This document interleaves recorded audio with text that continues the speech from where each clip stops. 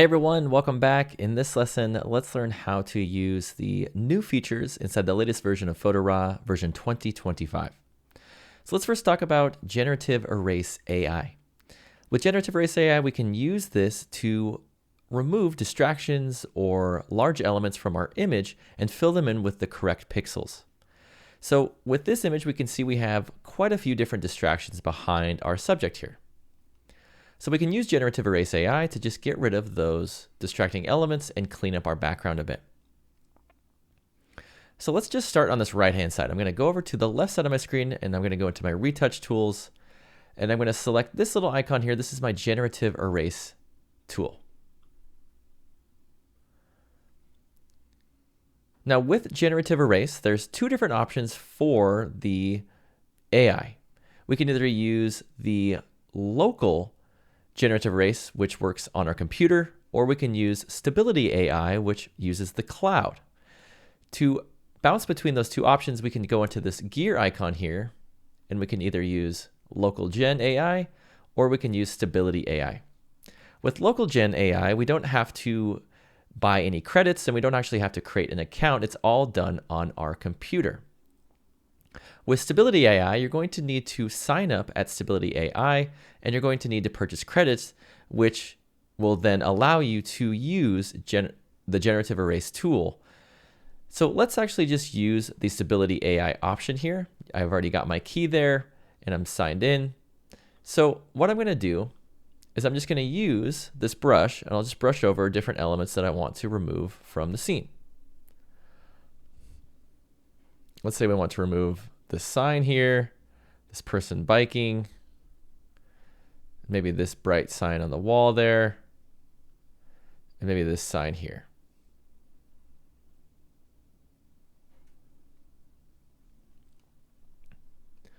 From there, all we have to do to erase these images or these objects within the scene is we can go up to our top bar here and we're just going to choose this icon there.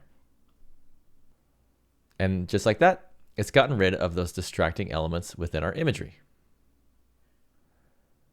Now, if you're not happy with the results, you can simply undo, Command Z.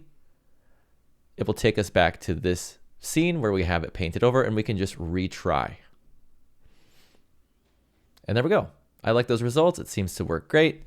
So once I'm happy with the results, I can just select this check mark here. It will then add in a new layer with the Generative Erase results applied to it. So if I turn off this top layer here, we'll just rename these Gen Erase.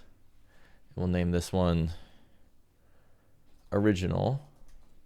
We can turn off the Gen Erase one. And you can see in our original layer, we have those distracting elements. And then in our Gen Erase layer, they're all gone. Now, within our Gen Erase layer, you can continue to remove distractions if needed. So I can grab my Gen Erase tool and I'll paint over this person within the scene there. And same thing, I'll just use that little icon there and it will remove that person from my scene. So that's how to use the Generative Erase tool instead of ON1 Photo RAW. Let's dive into the Generative Crop tool. So now we're going to use the Generative Crop tool to extend our canvas into a horizontal image versus this vertical one. So I'm going to grab my crop tool. I can do that by just hitting C on my keyboard. And in this top tool modifier bar, we're going to choose this canvas extension option and we're going to choose Stability AI or Local Gen AI, whichever one you prefer. I'm going to use Stability AI here. And I'm going to just zoom out just a hair so that we can see the extension in action. And I have freeform selected here so that I can widen the edges as needed. I'll just widen it up a little bit. You can see I'm adding on an extension to the right and to the left. And I'll just use this little blue check mark to apply that canvas extension there. And there we go. It's gone in and it's extended the canvas on the right and the left-hand side to transform that vertical image into a horizontal one. Now you can use this on any image that you want to extend the canvas. You could use it on a wildlife image if you cut off the wing of a bird or something like that within the framing, or your landscape sky needs a little bit more to it, you can extend those areas and it will generate those pixels and create a whole brand new section that matches the scene. Let's jump in and learn how to use the all-new Match Color filter inside of ON1 Photo RAW 2025.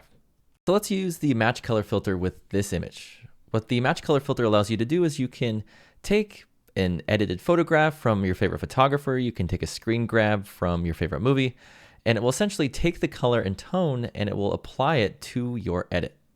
So let's go into the Effects tab. I'll add a filter and I'll just add the Match Color filter.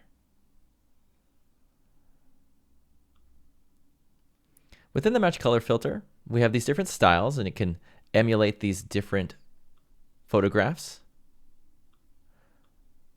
But you can always go in and incorporate your own photographs. So you can see here within these styles, if I choose this, it's taking the Mona Lisa and its tone and vibrance and feel, and it's applying it to this photo. But we can go in and we can add in our own. We can go to Load File. I'll just find an image here.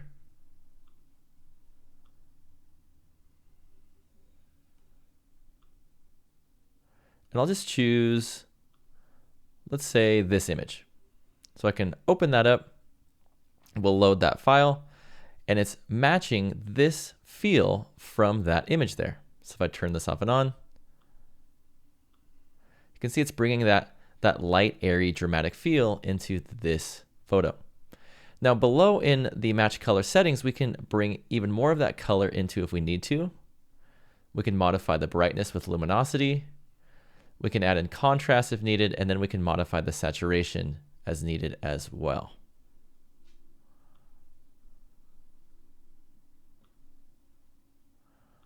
So it's a really fun filter to play around with to bring in any photograph that you want to quote unquote emulate the style of, and you can use it as a reference here within this Match Color filter.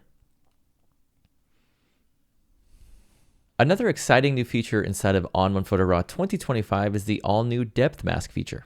With depth masks, we can create masks in our imagery, and we can create masks based on the distance between subjects and the foreground, middle ground, and background. So with this image here, you can see the foreground section is a little bit too dark compared to the background. Well, let's go in here, we'll create a local adjustment. I'll add an adjustment here. And I'm just gonna reset the exposure there, and I'll pull up on my midtones a bit so that we can see a little bit more light once we apply the mask. And I'll go into my masking options. And in this properties dialog here, we're gonna go into the masking tab, and I'm gonna go down to this little icon here. This is my depth mask icon. I'll select that, and that's going to create a depth mask based on the distance between the car and the foreground within my scene. So if I open this up to view my mask, you can see it's identified the car, and the closest section here, the foreground, is getting the most of that adjustment, whereas it tapers off towards the middle ground. Now we can always go in here and modify where that mask is being applied to. If we want a little bit more of that mask to move itself into the middle ground, we can just pull back on this levels slider here, and you can see it brings more of that mask into the middle ground section. And if we want it more towards the foreground, we can pull it to the right there. So if I turn this off and on here, you can see it's just targeting that middle ground and foreground section, and it's not adjusting any of the background within my scene.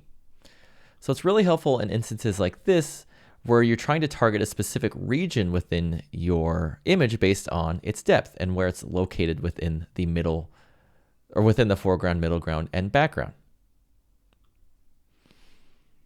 You can also create depth masks and modify the background. So if we create another adjustment, I'll go into my masking options, I'll create a depth mask, and let's go into our masking options here, and I'll invert the mask that is applied to the background now.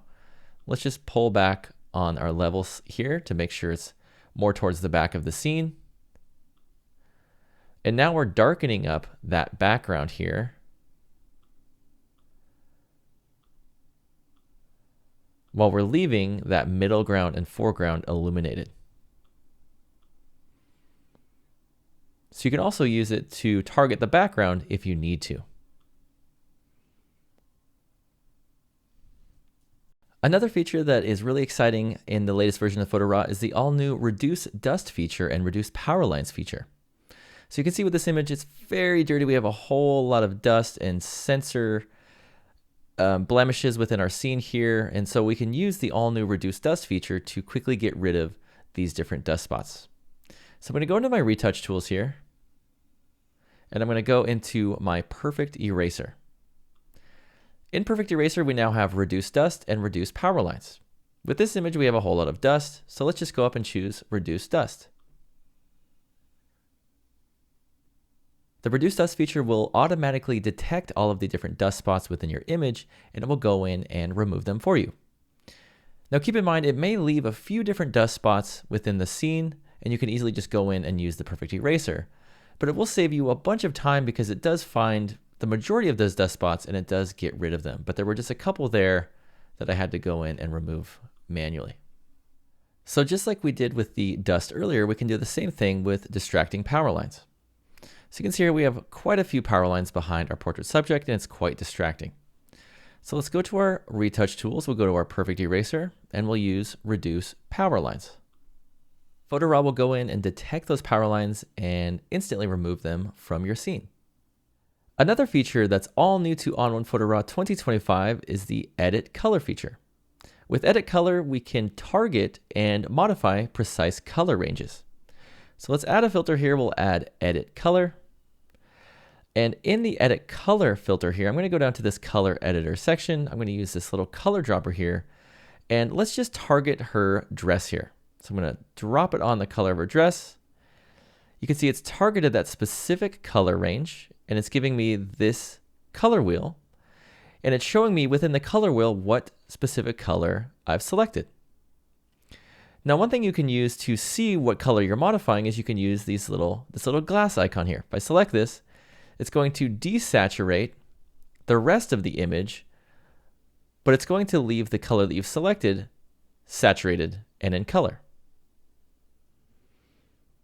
So with the color editor here, we can modify the saturation of the color that we're looking for. If I pull that up, you can see it's removing itself from some of these saturated areas that contain that color.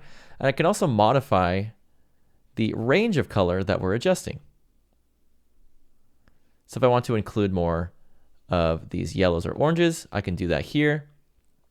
And I can modify the specific color range that I'm looking for. I can also pull the color around to find a specific color that I'm looking for within the scene here. So if I bring back some of that saturation, you can see we're pretty much just targeting the color of our dress and then some of these flowers here. So it works great. That's really all we're looking to do within this scene.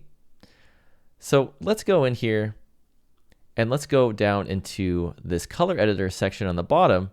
And because we're just targeting this specific color, if we were to modify the saturation, you can see it's only targeting that color in her dress and then the colors within those flowers there. So I'll modify the hue a little bit and I'll bring out the lightness. And let's bring in a little bit more saturation there. And if I turn this off and on, it's just doing a great job of just bringing in more color and a little bit more lightness into the dress that she's wearing, making things pop a little bit more within the scene. Another new feature to ON1 Photo RAW 2025 is the new Canvas dialog feature, which allows you to create a specific canvas size for any of your creative needs. For me, let's say I'm creating a video thumbnail for a recent video, and I want that video thumbnail to be a specific size so that I can add in a bit of text and then just simply upload that thumbnail to YouTube along with the video. So I'm going to select the image that I want to bring in for my canvas. So I'm going to go and select this image here. I'll go to File, New Canvas. So we'll open up this Create New Canvas dialog. And from my categories here, I can just go to Video, and I'll choose 1920 by 1080, which is the perfect size video thumbnail. I'll just rename my file name here, Video Thumbnail. And I'm going to go to my background contents, Within background contents, you can use specific colors for your background, or you can choose selected photos to incorporate a photo or a group of photos into your canvas. I have that image selected, so that's going to bring that image into my background. And for my fitting, I'm just going to choose fill to fill the canvas with that photo. I can just then choose this blue little check mark here. That will create that canvas and then fill the image into it. So let's add on some text, but before we do that, I'm just going to bring in a little bit of color into my scene so that I can lay my text on top of it. So I'll paint with color here. Let's just use maybe a gray. We'll just use black. We'll use a black color here. I'll drop this down and just put this right on the edge there. And then I'll lower the opacity. And then let's add in some text. Let's just say 10 travel photography tips. I'll make the size of the text a bit larger there. And then I'll make the text box large as well.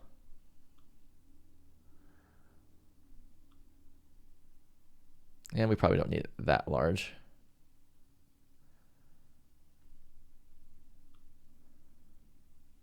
Perfect. Just like that. And so using my new canvas, I've created the perfect size canvas. I've added in some text, and my video thumbnail is all ready to go. Another new feature to Photo RAW 2025 is the Target Albums feature. With Target Albums, it allows you to create a target album so that you can select a group of photographs or a photo, and you can immediately add it into that album by just hitting B on your keyboard. Now, if you don't have B on your keyboard, if you're international, you can modify which key you can use for your target album. But it's incredibly easy to use, and it speeds up time when you're organizing your imagery.